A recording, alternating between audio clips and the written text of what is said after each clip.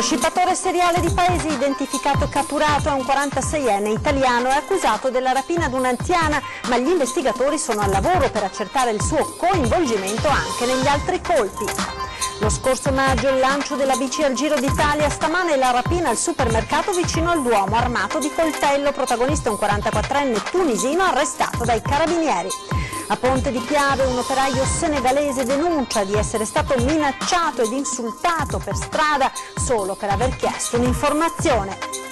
Più controlli delle forze dell'ordine, ma anche gruppi di runner per evitare di correre in solitaria. Dopo le aggressioni a 2 donne in Restera e allo Storga, anche gli appassionati di corsa si organizzano. Assunzione di medici neolaureati, Zaia tira dritto, la delibera non si tocca e replica gli attacchi dei sindacati alla perplessità dell'università. L'emergenza va sanata subito. Fine del governo giallo-verde, Conte al Senato annuncia le dimissioni ed attacca frontalmente Salvini, il leader della Lega, le replica Bagarra. In aula stasera a 20:10 le ipotesi sul futuro. A Villorba grande festa per i 100 anni di Giulia Nardi, terzultima di 17 fratelli, una zia per molti bimbi del paese. Lavorare tanto, il segreto, dice, della mia lunga vita. Buonasera, ben ritrovati con l'edizione di Treviso dei nostri telegiornali. La cronaca in primo piano. Lo scippatore seriale di Paese è stato alla fine identificato e catturato. Si tratta di un italiano di 46 anni con precedenti. Manolo Bettini di Ponzano Veneto è accusato della rapina ad un'anziana sabato, ma gli investigatori sono al lavoro per accertare il suo coinvolgimento anche negli altri colpi. Sceglieva le sue vittime con attenzione, dopo ogni colpo si cambiava la maglietta per non risultare lì per lì riconoscibile e nascondere i suoi spostamenti alle telecamere di videosorveglianza. Gli investigatori della squadra mobile di Treviso hanno identificato e sottoposto a fermo di polizia giudiziaria un 46enne di Ponzano Veneto con l'accusa di essere l'autore dell'ultimo scippo, quello di sabato mattina in via Ortigara a Padernello, in cui è rimasta ferita una 76enne. Si tratta con tutta probabilità dello scippatore seriale che da settimane imperversa tra Paese, Ponzano, Arcade e Villorba. La polizia è al lavoro per accertarlo, ma già la rapina aggravata di sabato, con la vittima caduta dalla bicicletta e finita all'ospedale, e tutto per rubarle 65 euro, è bastata per aprirgli le porte del carcere di Santa Bona. L'episodio è grave perché purtroppo la vittima ha subito delle lesioni abbastanza importanti con una prognosi di 40 giorni, quindi insomma è stato questa attività da questo punto di vista ancora più meritoria, perché bisogna cercare di stroncare la reiterazione di questi episodi nella maniera più immediata possibile, e credo che ci siamo riusciti. Disoccupato, pregiudicato per reati specifici, senza una dimora fissa, veniva ospitato da amici e conoscenti, si spostava su una mountain bike. Gli investigatori della mobile, conoscendo i suoi precedenti, lo hanno osservato, seguito, fino a incastrarlo. Il contatto col territorio, nonostante tutte le dotazioni tecnologiche di cui possiamo avvalerci, è importantissimo. Il contatto col territorio ci consente di individuare i soggetti che si muovono in un certo contesto ambientale e che possono avere attinenza a determinati fatti di reato. È la cosiddetta memoria storica dei nostri operatori, in questo caso della squadra mobile, che è assolutamente insostituibile. Nelle perquisizioni domiciliari sequestrato materiale ritenuto utile ad attribuire al 46enne anche altri colpi, così come potrebbero rivelarsi determinanti i filmati delle videocamere e il riconoscimento da parte di vittime e testimoni. Armato di coltello tenta di rapinare il Conad in centro a Treviso, arrestato un tunisino. È lo stesso uomo che al passaggio del Giro d'Italia a Conegliano lanciò una bici in mezzo alla strada. 6:50 del mattino, supermercato Conad di via Risorgimento, a 2 passi dal Duomo di Treviso. Mentre i dipendenti stanno allestendo per l'apertura, dalla porta sul retro del magazzino entra un uomo e cerca di arraffare delle bottiglie di alcolici. L'abbiamo una volta buttato fuori, la mia collega, poi mi ha detto stai qua, guarda fuori che non prenda la merce dai roll. Sono stata là e ho sentito gridare, era entrato, aveva minacciato il mio collega con un coltello e poi aveva un coltello così in mano e dopo si è preso una forbice dall'espositore delle forbici e ha cominciato a tagliarsi qua, ha detto mi uccido. Immediatamente scatta l'allarme, sul posto arrivano i carabinieri che poco più tardi catturano il rapinatore. Dopo essere stato medicato all'ospedale per le ferite che si era provocato con la forbice, l'uomo è stato arrestato e condotto in carcere in attesa dell'udienza di convalida. Si tratta di un 44enne tunisino senza fissa dimora, già noto alle forze dell'ordine, e proprio lui è il protagonista del folle gesto che lo scorso maggio, al passaggio del Giro d'Italia Conegliano, ha lanciato una bicicletta in mezzo alla strada pochi istanti prima del passaggio dei corridori, rischiando di provocare una tragedia. Incidente evitato per un soffio solo dalla prontezza di un altro spettatore riuscito a spostare la bici prima dell'arrivo dei ciclisti. Anche in quell'occasione il tunisino era stato fermato poco dopo il fatto dalle forze dell'ordine. Più controlli delle forze dell'ordine, ma anche gruppi di runner per evitare di correre da soli dopo le aggressioni a 2 donne in Restera e allo Storga. Anche gli appassionati di corsa si organizzano.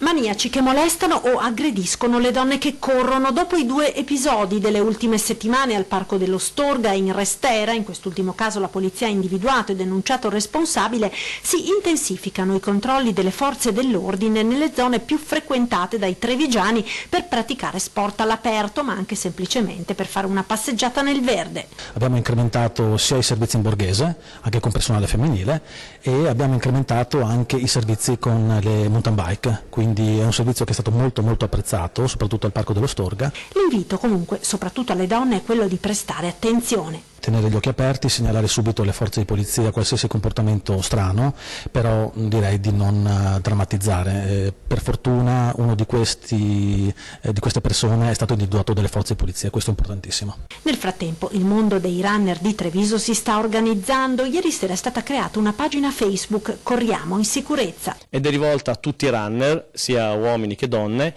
e soprattutto chi frequenta la Restera e il Parco dello Storga.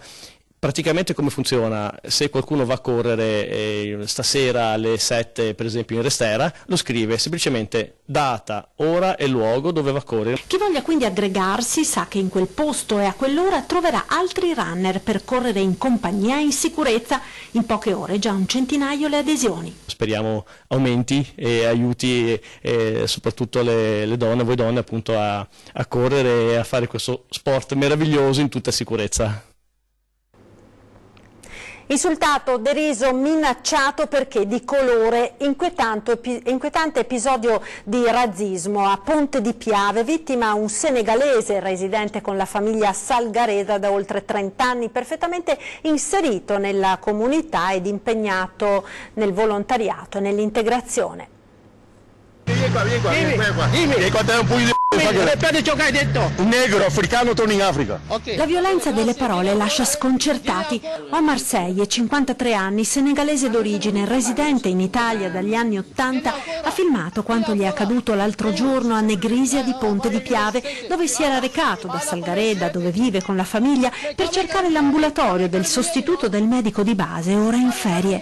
Non trovandolo ha chiesto informazioni in strada e questa è stata l'accoglienza. Io non mi vergogno. E lì subito mi fa, ma dove vieni? Salgareda. Mi fa, ma di Salgareda non sai il posto del medico. Allora cosa sei venuto a fare in Italia? Torno in Africa, africano. Ma che c'è? Mi sono tornato. Oh, africano di merda, negro, torna a casa tua. Aveva il pugno, mi diceva che ti do un pugno, torno in Africa, negro. E tutto queste parole qua. Mi sono sentito molto male, mi resta comunque, però mi sono calmato. Guarda, io prego sempre Dio perché sono nervoso, però quel giorno mi sono veramente calmato per non reagire. Omar non reagisce, risponde sì a chi lo aggredisce con tanta rabbia, ma non perde il controllo, nonostante una donna, forse la moglie dell'uomo, rincara la dose. Guarda come siete. Chiama i carabinieri, no? Chiama i carabinieri. Perché vergogna di essere in Chiama, ma io mi vergogno, è lei che si vergogna. Invece di calmare le cose, lei come si buttava benzina nel fuoco, e venne a riscaldare ancora le anime, urlando, parlando male. È tornato in Africa perché vi vergognate di essere negro. E io ho detto no, Io non mi vergogno di essere negro. Il negro è una cultura, perché l'ignoranza è questo. Io non credo neanche a razzisti, non siete razzisti. Se sono l'ignoranza che è dentro di voi, perché non conoscete niente, non sapete di che cosa state parlando, perciò bisogna andare a imparare ancora, vi manca veramente la cultura. E quando a Marseille fa per andarsene, l'uomo torna all'attacco con offese e derisioni, ma viene fermato da una ragazza. Ma guarda! C'è un po' di violenza nelle parole e là mi dispiace. Noi possiamo avere tutte le crisi che vogliamo nel mondo, ma la crisi della persona proprio non dobbiamo scherzare su questo. La persona deve rimanere la persona. Oltre 1,5 kg di droga tra eroina e cocaina confezionata in ovuli ingoiati da 2 corrieri è stata recuperata dalla Guardia di Finanza e dal personale dell'Agenzia delle Dogane all'aeroporto Canova di Treviso. Arrestati i 2 corrieri, si tratta di 2 nigeriani che sono stati portati in carcere a Treviso. Nel presentare il bilancio regionale e le novità a riguardo, il governatore Zaia torna ad affrontare le novità dei medici e dell'autonomia. Nessuna marcia indietro da parte della Regione sulla delibera che prevede l'assunzione di 500 medici non specializzati per i reparti di geriatria, medicina generale e pronto soccorso. Il governatore veneto resta fermo su questo punto. Non sono i veneti preoccupati, ma qualcun altro. Noi sappiamo che abbiamo un deficit di medici. Abbiamo la possibilità di assumerne 500 rispettando la legge, sono medici che si sono laureati e sono abilitati, ovviamente manca la scuola di specialità, ma non andranno a fare gli specialisti, andranno ovviamente nei pronto soccorso, nelle geriatrie e nelle medicine generali. Rispettiamo la formazione universitaria e crediamo nell'università, non mettiamo in discussione la formazione universitaria, però è pur vero che qualcuno dovrà dirci se un medico laureato con un anno di abilitazione può avvicinarsi a un paziente oppure no, perché a questo punto mi viene anche questo dubbio. A mali estremi, estremi rimedi. È un cerotto, visto considerato che mancano 56.000 medici in Italia, 1.300 in Veneto, e abbiamo la necessità, quantomeno in attesa che arrivino gli specializzati, di avere un minimo di medici di dotazione per il nostro sistema. E a chi la definisce una follia, come il tweet del medico Roberto Burioni, Zaia risponde: Beh, non mi risulta che debba decidere lui cosa deve fare la Regione del Veneto, visto considerato che rispettiamo le leggi. Andiamo in tribunale eventualmente. Burioni è lo stesso che sosteneva che il nostro modello di vaccinazione era sbagliato quando altri 15 paesi europei ce l'avevano come noi, la Gran Bretagna, la Germania, la Francia, la Spagna. Queste le dichiarazioni del Presidente a margine della conferenza di presentazione sulle novità del bilancio regionale approvato dalla Giunta. Abbiamo chiuso la partita, ha spiegato Zaia, mettendo in bilancio una previsione pluriennale, 115 milioni in 7 anni per infrastrutture e investimenti e 100 per tutte le garanzie verso il CIO. Sono circa 22-23 milioni l'anno per cassa e investimenti ed è la situazione peggiore che possiamo ipotizzare pagando tutto noi, perché poi c'è il governo, continua Zaia, con cui avremo modo di interloquire chiedendo 2 cose ogni giorno: soldi per le Olimpiadi e l'autonomia. Ma che noi andremo comunque tutti i giorni a battere il portone di Palazzo Chigi e dire siamo quelli dei 2.328.000 veneti che hanno votato. Per noi l'autonomia resta irrinunciabile e prima o poi qualcuno ce la darà. È inevitabile che andrà a finire così. 11 regioni l'hanno chiesta assieme a noi, 5 ce l'hanno già, 4 non l'hanno chiesta in Italia. Questi sono i numeri del Paese. E il rapporto dei 5 Stelle non è stato facile. Olimpiadi, no alle Olimpiadi. TAV, no alla TAV. Pedemontana, no alla Pedemontana. Un patrimonio umanitario Prosecco, no al Prosecco, insomma, penso che sia sufficiente per descriverli. Infine il governatore si tiene vago alla domanda: che cosa chiederebbe a Mattarella? Lo vedrò il 28 al Festival del Cinema, glielo dirò direttamente. E continuiamo con la politica, oggi le dimissioni di Conte, la fine ufficiale del governo con l'ormai ex premier al colle ed il via libera alle consultazioni di Mattarella, un botta e risposta durissimo al Senato tra Conte e Salvini, di cui parleremo questa sera a 20:10 con Riccardo Barbisan della Lega e Laura Puppato del Partito Democratico. Sentiamo intanto un breve estratto di Conte e Salvini oggi a Palazzo Madama e le parole di Zaia sul futuro del governo. Permettetemi di dire che il Ministro dell'Interno ha mostrato di inseguire interessi personali e di partito. i comportamenti adottati in questi ultimi giorni dal Ministro dell'Interno, e vedete, mi assumo tutta la responsabilità di quel che affermo, rivelano scarsa sensibilità istituzionale e grave carenza di cultura costituzionale. La decisione della Lega, che ha presentato la mozione di sfiducia, ne ha chiesto l'immediata calendarizzazione, oltre che le dichiarazioni, i comportamenti chiari e univoci posti in essere in questi ultimi giorni, in queste ultime settimane, mi impongono di interrompere qui questa esperienza di governo. Rifarei tutto quello che ho fatto. Tutto. Quindi vuol dire che non ho paura del giudizio degli italiani. Mi spiace che lei mi abbia dovuto mal sopportare per un anno. Non l'avevo capito, me ne dolgo. Pericoloso, autoritario, preoccupante, irresponsabile, opportunista, inefficace, incosciente. Bastava Saviano di turno a raccogliere tutta questa sequela di insulti. Se lo chiede a me personalmente, Luca Zaia, io direi che le urne sono sempre un elemento di sanificazione, no? Perché vuol dire rispettare al massimo il popolo, dopodiché si vedrà cosa accadrà. Cambiamo ora decisamente argomento, parliamo delle nomine dei vertici delle società partecipate a rischio per incompatibilità. Interviene Luigi Calesso di Coalizione Civica. Il problema, dice, è che gli incarichi vengono affidati sempre agli stessi. Il problema politico è quello che vengono affidati gli incarichi sempre agli stessi, a quelli che ne hanno già altri, a quelli che ne hanno appena avuto altri. Perché? Perché garantiscono fedeltà di partito. Nuovi vertici di ATS e Contarina sul filo del rasoio per Luigi Calesso di Coalizione Civica, che ammonisce la Lega. Attenzione ai problemi che le recenti nomine, quella di Fabio Vettoria, nuovo presidente di ATS, e quella dei consiglieri di Contarina, possono provocare in termini di incompatibilità. Questa considerazione nasce dalla normativa attualmente vigente nel nostro Paese, che prevede delle incompatibilità come amministratori di società controllate dagli enti pubblici per chi ha avuto negli ultimi 2 anni incarichi in comuni, in consorzi di comuni e così via.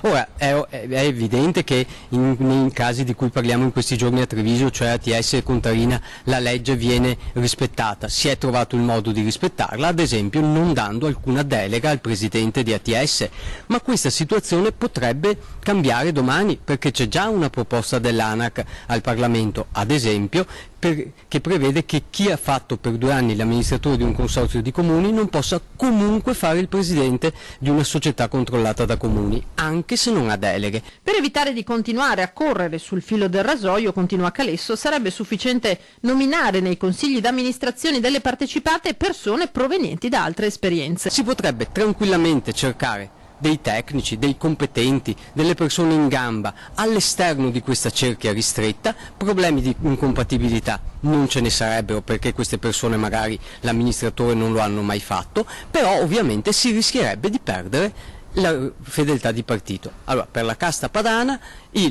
la questione è che la fedeltà di partito è il requisito più importante. Solo se si ha la fedeltà di partito poi si va a vedere se una persona ha le competenze per gestire o no una società. Il meccanismo invece dovrebbe essere esattamente quello contrario. Ci fermiamo ora per la pubblicità, a tra poco. Treviso. Rieccoci in studio con il TG di Treviso, arredi dei plateatici dello stesso colore per ogni piazza della città. L'idea dell'amministrazione comunale di armonizzare gli arredi divide gli esercenti. Tavolini, sedie, ombrelloni, ma solo di colore omogeneo e conforme allo stile delle varie piazze della città. La giunta comunale ha deciso di dare un nuovo volto al centro di Treviso, più ordinato ed adeguato al contesto urbano nel quale i locali pubblici si trovano.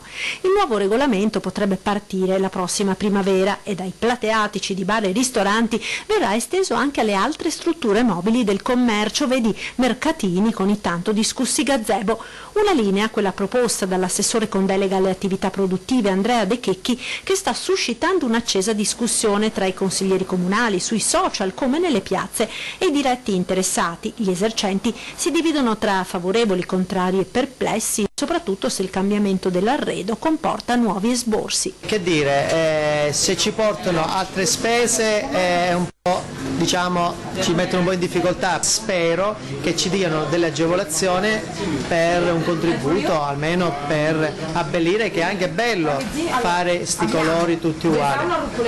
Se ci danno un aiuto, che ben venga. Ben venga, cioè, piuttosto di vedere 3.000 sigarette cicche per terra perché non c'è una pedana, piuttosto di vedere un ombrellone mezzo spezzato di un colore diverso, sedie, tavoli, eccetera. Ben venga. Assolutamente sì, ma prima di vedere l'estetica, secondo il mio punto di vista, bisogna guardare soprattutto sulla sicurezza. In realtà abbiamo aperto da un mese, le sedie le ho appena comprate, sono giallo, è una spesa comunque no, ricomprarle, per cui non so, non mi sembra una proposta tanto azzeccata questa. Poi è anche un modo per differenziarci, no? Può essere una bellissima idea perché comunque si crea, diciamo, una continuità, quindi diventa quasi un arredo urbano, diciamo. L'unica cosa è che bisogna pensare che comunque la maggior parte dei locali hanno già fatto grossi investimenti per queste tipologie di Dior e di conseguenza sì, o magari il comune viene un po' incontro o comunque si trova appunto un punto di incontro vero e proprio. Festeggiamenti a Villorba per i 100 anni di Giulia Nardi, presenti in tanti tra nipotini ed autorità. Ma il segreto per arrivare a 100 anni qual è? Lavorare, piangere, sciogore, che con tanti nipoti, senza mamma e senza papà, ho pianto tanto da morire, basta. È questo il segreto per arrivare al traguardo dei 100 anni che ci confida la signora Giulia Nardi, nata e cresciuta a Villorba, terzultima di 17 fratelli. Attorno a lei una grande famiglia composta da nipoti giunti con regali e mazzi di fiori a fare gli auguri a questa zia speciale che si è sempre data da fare per la comunità. La zia è stata l'infermiera di tutta la contrada, non di qua ma anche di dove abitava prima, ma non ha il brevetto o il diploma da infermiera, ha lavorato in manicomio ma in lavanderia, perciò, ma era lei che faceva le iniezioni. La signora Giulia, fino alla caduta che l'ha portata poi a utilizzare la sedia a rotelle, ha sempre vissuto da sola, circondata dall'affetto e dalla compagnia di tanti bambini da accudire. Non è voluto mancare ai festeggiamenti per i suoi 100 anni anche il vice sindaco di Villorba, Giacinto Bonan. Gli auguri sono specialmente del sindaco, di tutta l'amministrazione e della cittadinanza, perché credo di in qualche modo interpretare il feeling di tutta la cittadinanza. Capostipite di 5 generazioni, la signora Giulia non esita a dispensare consigli ai suoi tanti nipoti e ai ragazzi che la circondano. Che guarda e ascoltare tutti i suoi genitori, anche se qualche volta sbaglia, ma ascoltarli sempre. Basta.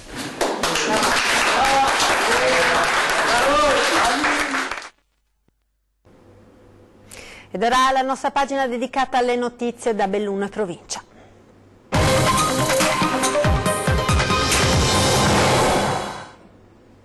Immigrati irregolari accampati a Lambioi sono gli effetti annunciati del decreto sicurezza, tuona il sindaco di Belluno dopo il caso dei 4 pakistani trovati in una tenda costruita sulle rive del Piave in città.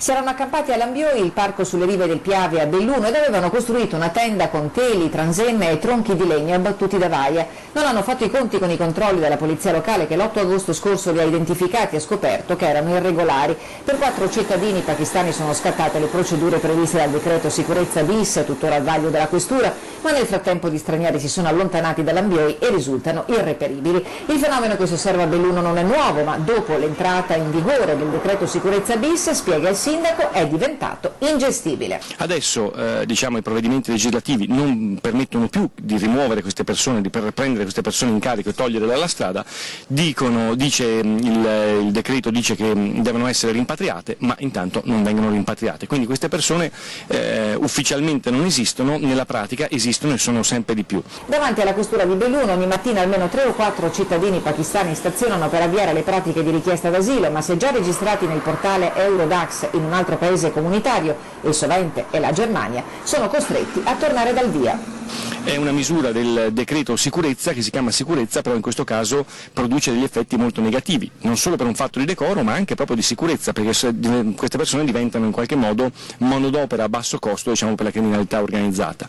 Il problema è stato denunciato dai sindaci di ogni colore politico. Non siamo stati ascoltati prima che venisse scritto il decreto, è stato un grosso errore secondo me, perché noi abbiamo presente quello che succede sul territorio, dalle scrivanie romane hanno scritto un testo che riguardava il territorio senza sapere esattamente che cosa succedeva e che cosa sarebbe successo. La ricetta dei primi cittadini guarda da un lato all'integrazione per una migliore gestione del fenomeno, dall'altro alla rigenerazione urbana. I parchi pubblici e gli edifici abbandonati non dovrebbero essere oggetto, diciamo, in qualche modo di occupazione da parte di nessuno, e che adesso ci hanno tolto gli strumenti per poter evitare questa situazione.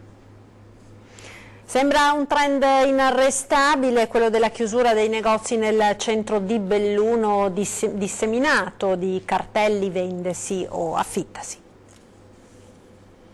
C'è lo svuotamento nei negozi, ma non è neanche che ne beneficino chissà quanto i centri commerciali, perché anche i centri commerciali ormai sono in crisi. Ma il comune è mezzo gaudio, si potrebbe dire. La crisi del commercio è oramai trasversale, non fa differenza alcuna fra piccole e grandi strutture di vendita. Sono numerosi i negozi chiusi a Belluno, il centro è disseminato di vetrine su cui campeggiano cartelli di vendesi o affittasi. Da un lato c'entrano gli alti costi di gestione, dall'altro il cambio della modalità di acquisto che privilegia sempre più l'online. Come invertire questo trend inarrestabile?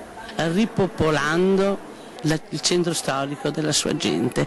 Si è fatto tanto nel passato per portare fuori tantissimi uffici, non sono state fatte gli adeguamenti necessari per una giusta vivibilità per la famiglia nel centro storico e negli appartamenti, e questo può essere anche una conseguenza della mancanza di gente che circola nel centro e che quindi accede ai negozi. Resta indiscutibile il problema degli alti costi di gestione, tra questi in alcuni casi anche quello per gli affitti. Oggi Confedilizia Belluno ha sollecitato Confcommercio a sostenere la modifica dell'attuale legge sull'equo canone ferma al 1978, che consentirebbe una contrattazione più libera.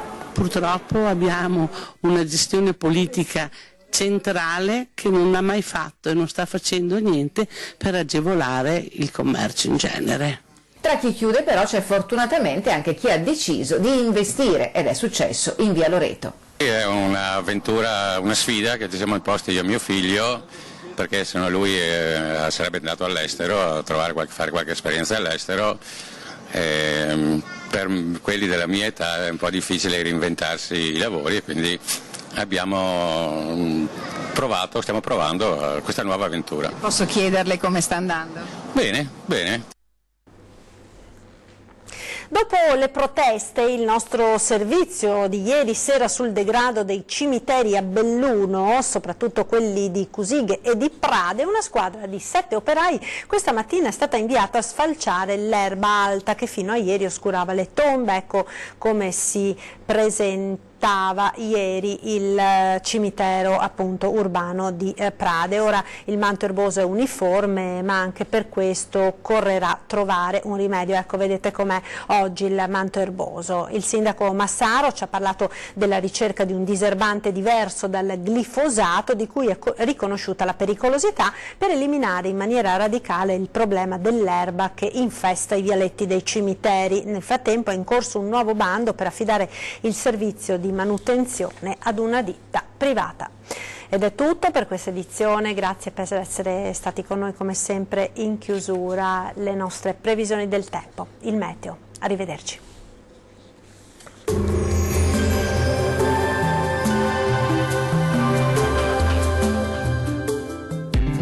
Bardin Garden Store. Lo Zoo Garden di Treviso vi aspetta tutti i giorni, compresa la domenica, a Lancenigo di Villorba. Benvenuti al meteo. Tempo sostanzialmente stabile, salvo per gli ormai consueti disturbi sui settori alpini. Vediamo il dettaglio di mercoledì 21 agosto. Sul Veneto avremo un ampio soleggiamento ovunque, il cielo infatti sarà al massimo poco nuvoloso dappertutto. Qualche pioggia al pomeriggio sulle Alpi, in locale sconfinamento anche alle pianure limitrofe. Valori termici sostanzialmente stazionari, minimi compresi tra 18 e 23 gradi, temperature massime oscillanti invece tra i 30 e i 33 gradi. Sarà asciutto e stabile anche sul Friuli Venezia Giulia, la giornata sarà decisamente soleggiata, tuttavia non si escludono dei rovesci sui rilievi a partire dalle ore pomeridiane. Temperature minime tra 19 e 23 gradi, massime tra 31 e 33 gradi. E il tempo sarà spiccatamente instabile sul Trentino Alto Adige, avremo infatti qualche precipitazione temporalesca a carattere sparso durante tutto il corso della giornata. Temperature minime sui 20 gradi, massime tra 30 e 31 gradi circa. Bene, dal meteo per ora è tutto, io vi do appuntamento al prossimo aggiornamento. Arrivederci.